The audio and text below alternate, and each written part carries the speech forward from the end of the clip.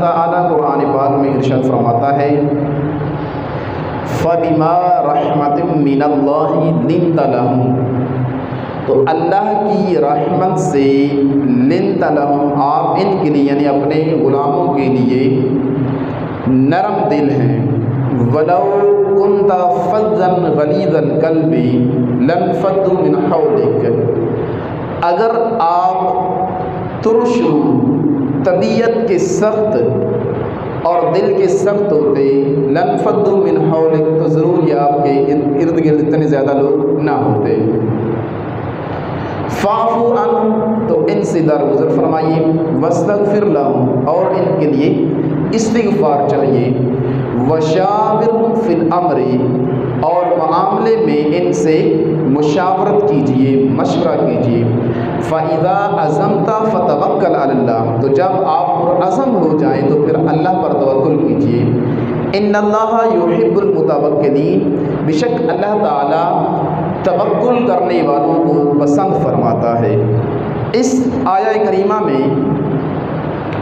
رب ذوالجلال اپنے حبیب کے اخلاق حسنہ کا تذکرہ فرما رہا ہے. میرے پیارے آقا مدینے والے مصطفیٰ صلی اللہ تعالیٰ علیہ وسلم حسن اخلاق کے پیکر ہیں. ایک اور جگہ پر رب تعالیٰ نے اپنے حبیب کے حسن اخلاق کا تذکرہ کرتے ہوئے ارشاد فرماتا ہے وَإِنَّكَ لَعَلَىٰ خُلُقٍ عَظِيمٍ، کہ بے شک آپ خلق کے یعنی اچھے اخلاق کے عظیم مرتبے پر فائز ہیں. تو اخلاق ایک ایسی چیز ہے جو بندے کی شخصیت کو نکھارتی ہے، بندے کے کردار کو اجاگر کرتی ہے، بندے کی حیثیت کو اجاگر کرتی ہے. اخلاق کے اندر بہت ساری چیزیں آتی ہیں. یوں سمجھیے کہ اخلاق ایک کلی ہے اور اس کے اندر اچھے انداز سے گفتگو کرنا، اپنا رویہ مثبت رکھنا، اچھے انداز سے گفتگو کرنا، سچ بولنا، جھوٹ سے بچنا اور طبیعت میں ناگواری کا اظہار نہ کرنا، جھوٹ نہ بولنا، اور اسی طرح دل کے اندر کینہ، تکبر، حسد، اس طرح کی چیزوں کا نہ لانا، اور بھی بہت ساری چیزیں جو ہیں ان کا تعلق اخلاق کے ساتھ آتا. تو یہ ساری چیزیں جن کا بھی میں نے اجمالی طور پر تذکرہ کیا ہے، ان سب چیزوں کا تعلق اخلاق سے ہے. تو یہ ساری چیزیں تو ذکر نہیں ہو سکتی، لیکن چند ایک باتوں کا میں ذکر کروں گا جن کا ہمارے اندر پایا جانا از حد ضروری ہوتا ہے. ان کے اندر ایک تو یہ ہے کہ ہمارا انداز گفتگو، طرز گفتگو، بات کرنے کا انداز، ہمارا فیس ایکسپریشن، ہمارے مطلب چہرے کے جو خط و خال ہوتے ہیں، جب ہم کسی سے گفتگو کرتے ہیں، جب ہم کسی سے مخاطب ہوتے ہیں تو اس وقت ہمارا انداز کیسا ہونا چاہیے، ہمارا گفتگو کرنے کا ہمارا رویہ، ہمارا لہجہ وہ کیسا ہونا چاہیے. کیونکہ بعض کا ایسا ہوتا ہے بات بالکل ٹھیک ہوتی ہے، وہ جو بات ہوتی ہے وہ بالکل ٹھیک ہوتی ہے، لیکن ہمارا لہجہ اس وقت اس طرح کا نہیں ہوتا جیسا کہ ہونا چاہیے تھا. مطلب بات ایک چھوٹی سی ہے، ہلکی سی ہے، سادہ سی ہے، لیکن جب ہم اس کو ادا کر رہے ہیں تو ہمارا جو لہجہ تھا، ہمارا جو انداز تھا وہ اس طرح نہیں تھا جس طرح کی بات تھی. تو وہ لہجے کی وجہ سے بعض بات وہ بات بہت بڑی لگ جاتی ہے اور مخاطب کو بعض کا وہ دل چبھ جاتا ہے، وہ اس کے دل کو چبھتی ہے اور وہ مائنڈ کر جاتا ہے، برا محسوس کرتا ہے. تو لہٰذا آج ہم اپنے پیارے آقا مدینے والے مصطفیٰ صلی اللہ تعالی وسلم کی سیرت مبارکہ کے چند ایک پہلوؤں کی طرف ہم نگاہ دوڑائیں گے اور دیکھتے ہیں کہ ہمارے پیارے آقا مدینے والے مصطفیٰ صلی اللہ تعالی علیہ وسلم اپنے غلاموں کے ساتھ جب رہا کرتے تھے، ان کے ساتھ جب آپ شب و روز گزارتے تھے، آپ کی روزمرہ زندگی کے اندر ظاہری بات ہے بہت سارے معاملات تھے، ہر طرح کے لوگوں کے ساتھ آپ کو ملن تھا، آپ ملتے تھے، گفتگو کرتے تھے، ہر طرح کے لوگ آپ کی بارگاہ میں حاضر ہوتے تھے، عرض معروض کیا کرتے تھے، اپنی حاجتیں آپ کی بارگاہ میں پیش کیا کرتے تھے، اپنے مسائل بیان کیا کرتے تھے. لیکن میرے آقا کا ان کے ساتھ انداز کیسا ہوتا تھا؟ اب ہر بندہ اپنے انداز سے، اپنے اپنے لحاظ سے گفتگو کیا کرتا تھا، لیکن میرے آقا کا انداز سنیے ذرا۔ میرے پیارے آقا مدینے والے مصطفیٰ صلی اللہ تعالیٰ علیہ وسلم جب گفتگو فرماتے، جب کوئی بات کرتے اور اپنے جو مخاطبین ہوتے تھے ان سے جب گفتگو فرماتے تو انتہائی نرم اور میٹھے لہجے میں گفتگو کیا کرتے تھے، اور ایک بات کو ایک بار نہیں بلکہ ایک بات کو آپ 3 بار دہراتے تھے، تاکہ جو سامعین ہیں، جو سننے والے ہیں، ان کو اچھی طرح مستحضر ہو جائے کہ جو بات کی جا رہی ہے ان کے ذہنوں میں وہ جو ہے وہ سما جائے، وہ ان کے ذہنوں میں پکی ہو جائے، تاکہ وہ اس بات پر عمل کر سکیں۔ ظاہری بات ہے جب بہت سارے لوگ ایک جگہ پر اکٹھے بیٹھے ہوئے ہوں، ہر ایک شخص کا، ہر ایک بندے کا اپنا مزاج ہوتا ہے، ایک اپنا ذہن ہوتا ہے۔ کچھ لوگ ایسے ہوتے ہیں کہ وہ ایک ہی بار بات سنتے ہیں تو فوراً ان کے ذہن میں وہ بات بیٹھ جاتی ہے، ان کو بھولتی نہیں ہے۔ بعض لوگ ایسے ہوتے ہیں کہ ان کا ذہن ذرا متوسط ہوتا ہے کہ وہ 2-3 بار بات دہرائی جائے تو پھر ان کے ذہن میں بیٹھتی ہے۔ بعض ایسے ہوتے ہیں کہ اگر بار بار بات دہرائی جائے تو پھر جا کر ان کے ذہن میں بات بیٹھتی ہے۔ تو میرے آقا مدینے والے مصطفیٰ صلی اللہ تعالیٰ علیہ وسلم جب گفتگو فرماتے تو ایک بات کو 3 بار دہراتے، تاکہ سامعین میں کوئی ایسا شخص نہ رہ جائے کہ جس کو وہ بات یاد نہ رہے، تاکہ کہیں ایسا نہ ہو، یا یہ بھی ہوتا ہے کہ بعض کا ایک بار بات سنی نا تو وہ کچی پکی ذہن میں ہوتی ہے، وہ اپنے انداز سے آگے گفتگو کرے گا تو ہو سکتا ہے وہ غلط بیان کر دے۔ تو میرے آقا مدینے والے مصطفیٰ صلی اللہ تعالیٰ علیہ وسلم جب گفتگو فرماتے تو انتہائی نرم لہجے سے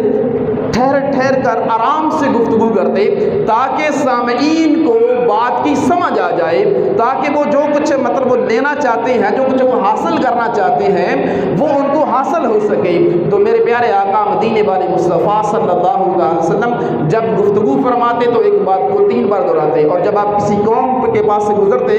تو آپ ان کو سلام کرتے اور 3 بار سلام کرتے۔ سبحان اللہ۔ جب آپ کسی بھی قوم کے پاس سے گزرتے، چاند ایک لوگ بیٹھے ہوئے ان کے پاس سے آپ گزر کر تشریف لے کر کے جا رہے ہیں تو ان کو مخاطب کر کے 3 بار سلام کیا کرتے تھے،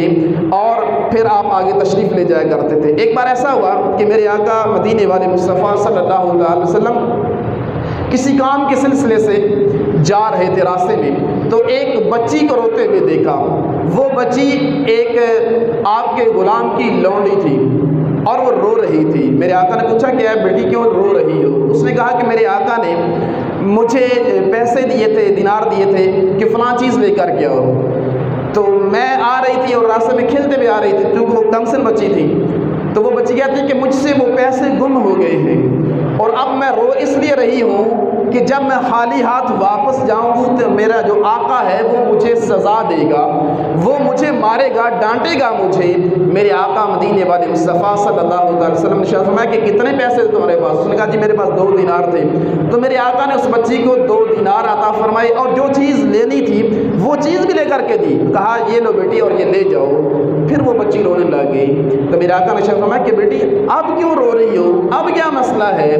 تو اس بچی نے کہا کہ یا رسول اللہ، چونکہ پیسے گم ہوئے کافی دیر ہو چکی ہے اور مجھے گھر سے نکلے ہوئے کافی تاخیر ہو چکی ہے، اب جب میں دیر سے جاؤں گی تو میرے آقا پھر مجھے ڈانٹے گا، تو آپ میرے شفیع بن کر، میرے سفارشی بن کر میرے ساتھ چلیے نا ذرا۔ میرے آقا مدینے والے مصطفیٰ صلی اللہ علیہ وسلم اب اس بچی کے سفارشی بن کر، دیکھیے وقت کا نبی ہے، کتنے معاملات ہیں، لیکن ایک بچی کی دل جوئی کے لیے، اس کا دل خوش کرنے کے لیے، اس کے یعنی دل کو رکھنے کے لیے آپ نے اپنے سارے معاملات کو سائڈ پر رکھا اور اس بچی کے ساتھ چل پڑتے ہیں۔ چنانچہ جب جاتے ہیں تو وہ پتہ چلتا ہے وہ آپ کے غلام ہیں، تو آپ دروازے پر دستک دی، سلام کیا۔ اندر جو صحابی تھے، جو آپ کے غلام تھے، انہوں نے آواز سن لی لیکن آہستہ سے جواب دیا۔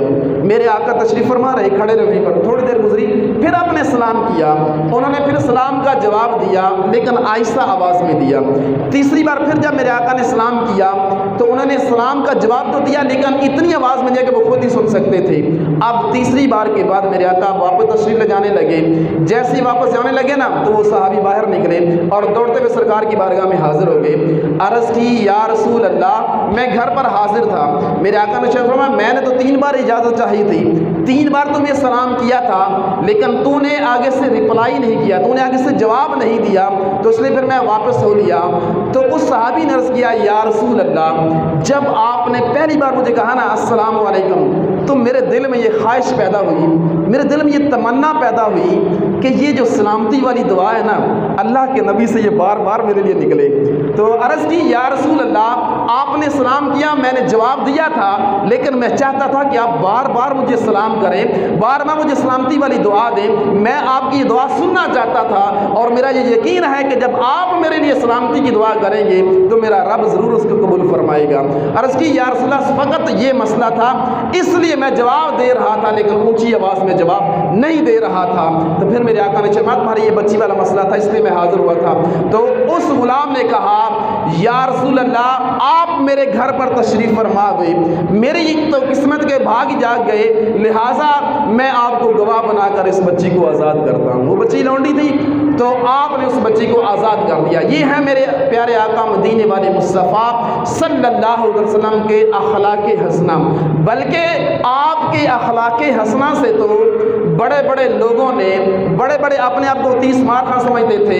لیکن جب انہوں نے میرے آقا کی صحبت کو اختیار کیا، میرے آقا کی گفتگو سنی، تو وہ جو باتیں لے کر کے اور جو وہ منصوبے بنا کر میرے آقا کی بارگاہ میں حاضر ہوا کرتے تھے، لیکن جب ہی میرے آقا کی گفتگو سنا کرتے تھے ان کے سارے منصوبے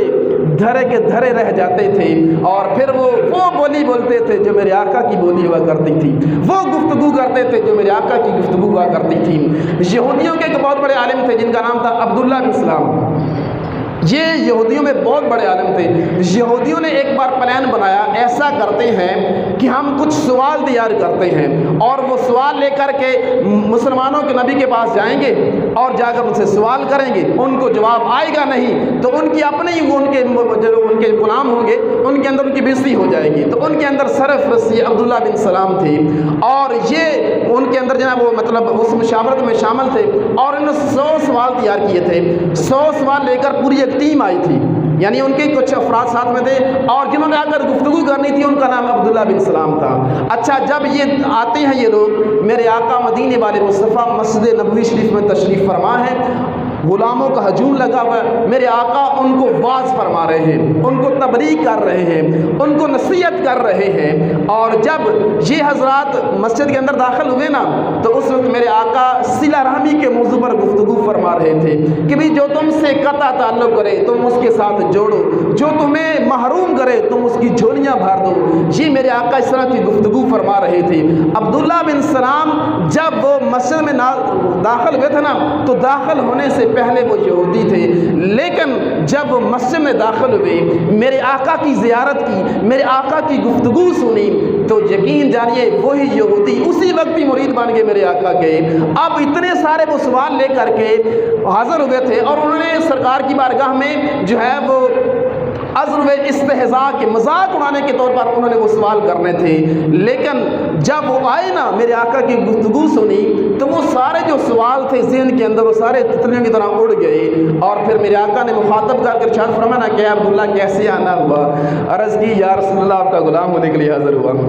آئے تھے اعتراض کرنے کے لیے، آئے تھے سوالات لے کر کے اور سرکار کی بارگاہ میں انہوں نے سوال کرنے تھے، لیکن جب میرے آقا کی انہوں نے گفتگو سنی نا تو کیا کہتے ہیں کہ حضور آپ کا غلام بننے کے لیے حاضر ہوا ہوں۔ میرے آقا نے اسی وقت کلمہ پڑھ کر جو ہے مسلمان کر دیا۔ اچھا پیچھے جو یہودی بیٹھے ہوئے تھے وہ اس انتظار میں تھے کہ ابھی ہمارا شیر آئے گا، ابھی ہمارا جو بندہ ہے وہ ان کو جو ہے وہ چاروں شانے چت کر کے آئے گا، لیکن جب کافی دیر گزر گئی نا عبداللہ بن سلام واپس نہیں لوٹے تو ان کو بڑی تشویش ہوئی، بڑی جناب ان کو مطلب تشویش ہوئی کہ کیا ہوا کہ ابھی تک آئے نہیں ہے۔ لیکن جب ان کو اطلاع ملی نا کہ وہ تو مسلمان ہو گئے ہیں، وہ تو ان کی مطلب حیرانگی کی انتہا ہو گئی، یہ کیسے ہو سکتا ہے؟ ہمارا اتنا بڑا عالم، ہماری کتابوں کا اتنا جاننے والا، ہمیں نصیحت کرنے والا، ہمیں ہمارے دین کی تبلیغ کرنے والا، وہ کیسے اپنے دین کو چھوڑ سکتا ہے؟ لیکن جب ان کو پتہ چلا کہ واقعی انہوں نے اپنے سابقہ دین کو چھوڑ دیا ہے اور وہ مسلمان ہو چکے ہیں اور اس وقت وہ مسلمانوں کے نبی کی بارگاہ میں موجود ہیں، وہ دوڑتے ہوئے آئے اور انہوں نے آ کر جھنجھوڑ کر کہا کہ اے عبداللہ کیا ہوا؟ ہم نے تو سنا ہے کہ تم نے کوئی سوال بھی نہیں کیا، چلو یہ ہوتا ہے کہ تم نے کوئی سوال کیے، انہوں نے آگے اس سے جواب دے دیے، یا مناظرہ تم ہار جاتے وہ جیت جاتے، تو پھر سمجھ میں آتی بھائی یعنی تمہاری کوئی گفتگو ہوئی تھی، کوئی تمہارا مقابلہ ہوا تھا، تو اس وجہ سے تم ہار گئے اور تم نے ان کی بات مان لی ہے۔ ہمیں تو پتہ چلا ہے تم نے تو کوئی اعتراض ہی نہیں کیا ہے، تم نے تو کوئی سوال ہی نہیں کیا ہے۔ تو انہوں نے کہا کہ جب میں ان کی بارگاہ میں حاضر ہوا، جب میں نے اس چہرے کو دیکھا تو میں اسی وقت ہی جان گیا یہ کسی جھوٹے کا چہرہ نہیں ہو سکتا، یہ کسی جھوٹے کا چہرہ نہیں ہو سکتا، کیونکہ ان کے منہ سے جو گفتگو نکل رہی تھی وہ سچی تھی، اور یہ جو کچھ بولتے ہیں وہ سچ بولتے ہیں۔ تو اس وقت سے انہوں نے اسلام قبول کر لیا۔ یہ ہے میرے آقا کا انداز گفتگو،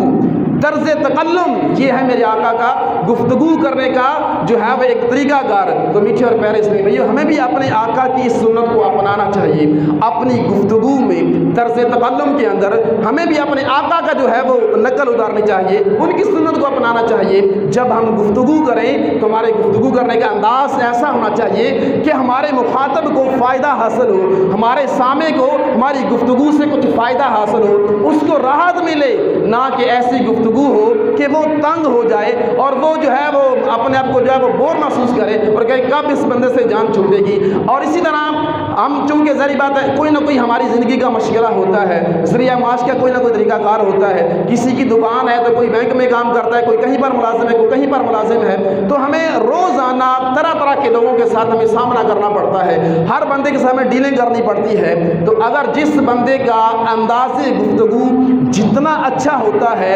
مطمئن کرنے کا انداز جتنا اچھا ہوتا ہے، گاہک بہت زیادہ اس کے پاس آتے ہیں۔ کیوں؟ اس لیے کہ وہ اس کی جو ڈیلنگ ہوتی ہے، اس کا جو گفتگو کرنے کا جو انداز ہوتا ہے وہ بہت زبردست ہوتا ہے، اور وہ اپنی گفتگو سے اگلے بندے کو قائل کر لیتا ہے۔ تو آپ یقین جانیے اس بندے کا ایک نام ہو جاتا ہے مارکیٹ کے اندر بھی، جو فلاں بندہ ہے نا اس کے پاس مال بہت اچھا ہوتا ہے۔ اس وجہ کیا ہوتی ہے کہ اس کا اصل میں وہ جو اس کی ڈیلنگ ہوتی ہے، وہ جو اپنے گاہک کے ساتھ جو گفتگو کرتا ہے، اس کا گفتگو کرنے کا انداز بہت اچھا ہوتا ہے، وہ بڑے دھیمے لحاظ سے بڑے میٹھے انداز سے وہ گفتگو کرتا ہے، تو لوگ جو ہیں اس کے فین ہو جاتے ہیں، اور ان کا یہ دل ہوتا ہے کہ یار میں جب بھی سودا لینے جانا تو میں نے فلاں دکان پر جانا ہے، اس لیے کہ وہ گفتگو بڑی اچھی کرتا ہے، وہ جب بولتا ہے بڑا سونا بولتا ہے، بڑا اچھا بولتا ہے، دل میں سکون ملتا ہے، دل کو سکون حاصل ہوتا ہے، راحت ملتی ہے۔ تو میٹھے اور پیارے اسلامی بھائیو، اگر ہمارا انداز ترش ہو جائے، ہمارا رویہ تیکھا ہو جائے، تو یقیناً ہمارے پاس کوئی آئے گا، ہماری کوئی بات کوئی نہیں سنے گا۔ تو لہٰذا میٹھے اور پیارے اسلامی بھائیو، جب ہم گفتگو کریں، جس کسی چیز میں ہم گفتگو کریں، جو بھی ہمارا مخاطب ہو، تو اچھے انداز سے جو ہمیں گفتگو کرنی چاہیے۔ ہمارا فیس ایکسپریشن، ہمارا یعنی چہرے کے جو خط و خال ہوتے ہیں، چہرے کا جو ہمارا انداز ہوتا ہے وہ بھی اچھا ہونا چاہیے۔ بعض کا گفتگو ٹھیک ہوتی ہے، لیکن ہمارے چہرے کا جو انداز ہوتا ہے، خط و خال ہوتے ہیں، وہ اگلے بندے کو بوریت پر مجبور کر دیتے ہیں۔ اگلا بندہ سمجھ جاتا ہے کہ یار یہ لگتا ہے مجبوراً ہی مجھ سے گفتگو کر رہا ہے۔ تو ایسا نہیں ہونا چاہیے۔ جب ہمارا کوئی مخاطب ہم سے ہم کلام ہوتا ہے تو ہمیں گفتگو کرتے ہوئے نرمی کا مظاہرہ کرنا چاہیے اور اچھے انداز کے ساتھ گفتگو کرنی چاہیے۔ یہ ہمارے پیارے آقا مدینے والے مصطفیٰ صلی اللہ علیہ وسلم کی سنت مبارکہ ہے۔ یقین جانیے یہ ایک ایسی روش ہے، یہ ایک ایسی عادت ہے کہ اگر بندہ اس کو اپنا لے، اگرچہ اس کے پاس منصب چھوٹا ہوتا ہے لیکن وہ بڑے بڑے لوگوں کے جناب دلوں میں گھر کر جاتا ہے۔ میرے آقا مدینے والے مصطفیٰ صلی اللہ علیہ وسلم نے ساری زندگی جو ہے وہ حسن اخلاق کو اپنائے رکھا، بلکہ حسن اخلاق کا تو مجسمہ تھے۔ ہر بات میں، ہر چیز میں بہت ساری باتیں ایسی ہیں جو میں بیان کرنا چاہ رہا تھا، لیکن چونکہ وقت بہت قلیل ہے جس کی وجہ سے میں طویل گفتگو اس موضوع پر نہیں کر سکتا۔ لیکن میٹھے اور پیارے اسلامی بھائی، حقیقت یہ ہے کہ اگر ہم اپنے پیارے آقا مدینے والے مصطفیٰ صلی اللہ علیہ وسلم کی حیات طیبہ کو دیکھتے ہیں تو آپ کی جو سیرت ہے، آپ کی جو شخصیت ہے، وہ اخلاق حسنہ کا ایک مجسمہ ہے۔ لہٰذا ہمیں بھی چاہیے کہ ہم اپنے پیارے آقا مدینے والے مصطفیٰ صلی اللہ علیہ وسلم کی سنت کو اپنائیں۔ جس طرح ہمارے آقا گفتگو فرمایا کرتے تھے اس طرح ہمیں گفتگو کرنی چاہیے۔ جس طرح ہمارے آقا دوسروں کے ساتھ ہم کلام ہوا کرتے تھے، دوسروں کے ساتھ پیش آیا کرتے تھے، اس طرح ہمیں بھی دوسروں کے ساتھ وہی سلوک، وہی رویہ ہمارا ہونا چاہیے۔ اللہ تعالیٰ کی بارگاہ میں دعا ہے کہ جو چند ایک باتیں میں نے آپ کی بارگاہ میں رکھی، اللہ تعالیٰ ہم سب کو عمل کرنے کی توفیق عطا فرمائے، آمین۔